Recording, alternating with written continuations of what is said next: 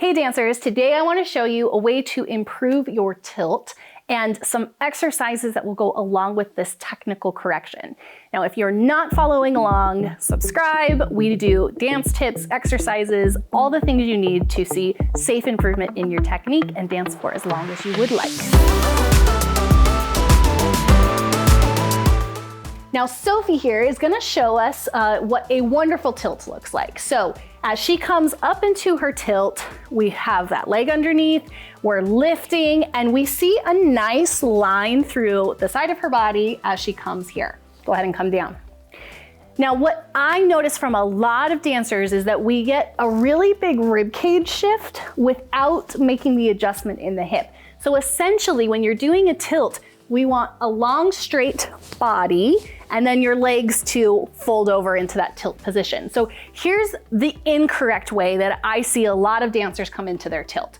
So they try to get that leg up and then their rib cage really shifts over, but step out of the camera angle there, they really shift over. And it's not terrible, but it could be better. Come on down.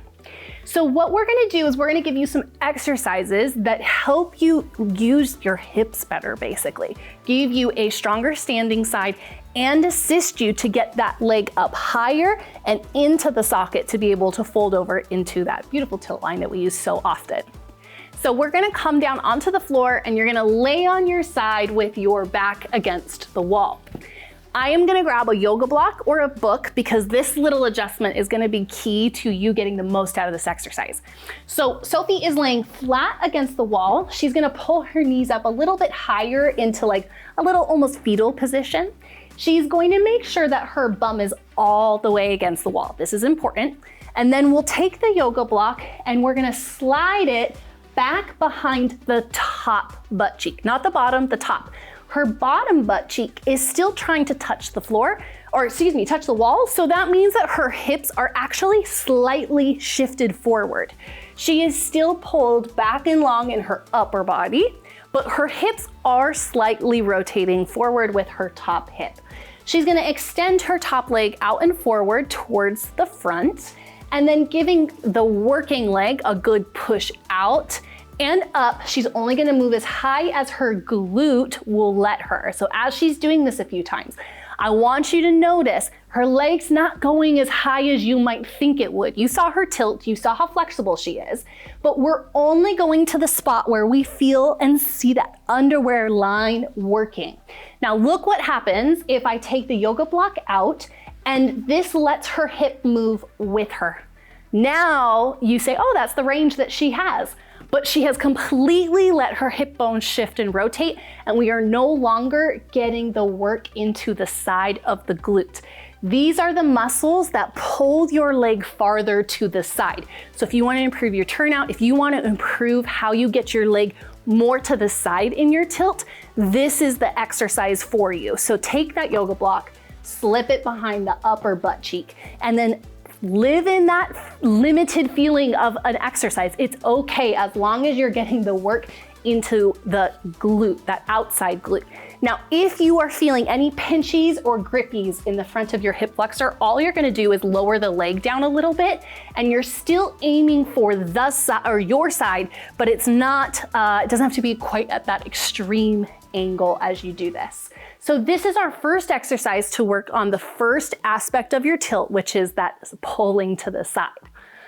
Now our second is going to be working on getting the leg up higher. That's an important one. So let's change this all up.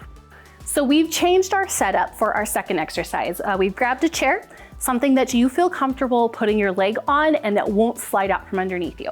So Sophie's gonna take her leg, put it onto the chair in her a la seconde position.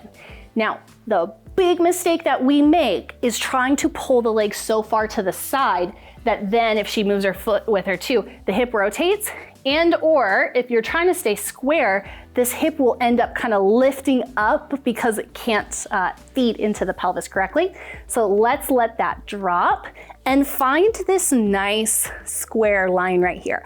I like to think about the bottom of my sit bone, so that bottom part of our pelvis being down towards the floor.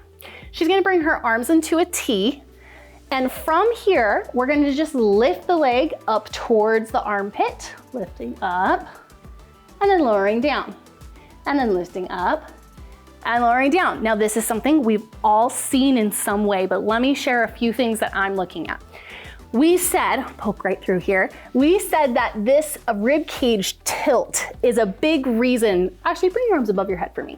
This is a big reason that we get that shift. So if you lift this working leg and you let the rib cage shift over, yeah, not technically correct, and also not helping you strengthen the correct muscles that you're here trying to figure out. We're looking for these hip flexor muscles to lift your leg. Hip flexors are the muscles that lift your leg, so they need to work, they just should not be pinchy. So as she lifts her leg and she keeps this side strong, she's really trying to show me the underside of her leg here and lower back down. So she's making sure that this sit bone stays dropped and that we really get this lovely rotation inside of the thigh.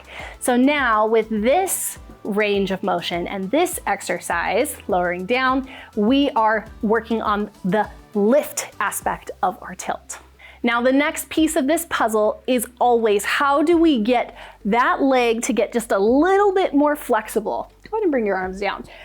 This is the one that we all think is the major part of a tilt. And yes, you have to be flexible to be able to get your body into that angle to get your leg high and tilt over the standing leg. But I need it to happen in a very specific way so that you're not compensating in order to get the most out of this hamstring. So let's change the chair around and let's look at this on Sophie. I'm gonna make this her bar so that she doesn't have to wobble as she holds forever for us. So we're gonna still be using our same leg and we're gonna grab underneath the back and forward into the thigh. Now, I always want to see that we're as upright and thigh bone going into the hip as possible when we do this.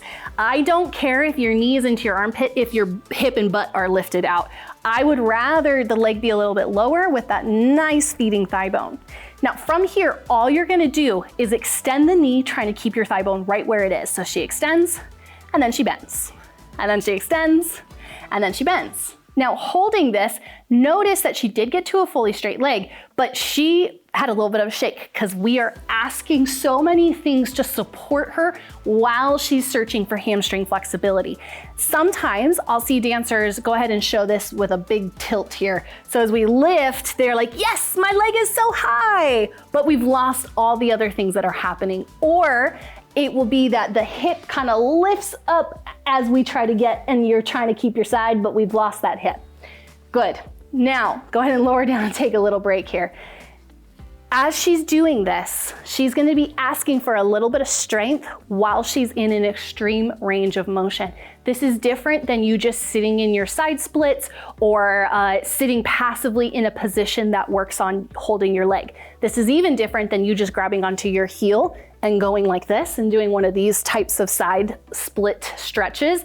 It's different. This is an active range, what you will be doing while you dance. So make sure that when you do this, even if your leg doesn't get as high as you want it to, that you're pushing through and getting into a full straight leg as you do this one. So as you're searching for ways to improve your flexibility, your strength, and specifically your technique, there are exercises, there's routines, there's way to accomplish these technical goals with a range of exercises that will leave you feeling better for class and seeing an increase in your technique. Give these exercises a try and let me know in the comments how they worked for you. If these work, I have a full exercise library full of things that can help you increase your technique, your range of motion, and improve as a dancer while keeping our body healthy, staying up with current dance evidence, and seeing the changes in the studio that you desire. Make sure you've subscribed, and I'll see you right back here for our next dancer tips.